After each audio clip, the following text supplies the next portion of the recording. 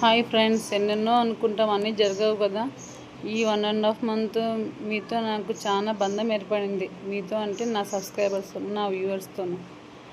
మీరు నాకు ఒక ఎనర్జీ ఫీలింగ్ ఇస్తాండ్రి. బాగా లైఫ్ ఈ 1.5 మంత్ నాకు నచ్చినట్లు ఉండింది. నా బంధువులు, ఫ్రెండ్స్ అంతా మీరే. ఇప్పుడు ఇంకా అన్నీ క్లోజ్ అయిపోతాయేమో, ఎందుకంటే స్కూల్ 1 వీక్ ఉంటే స్టార్ట్ అవుతాయా.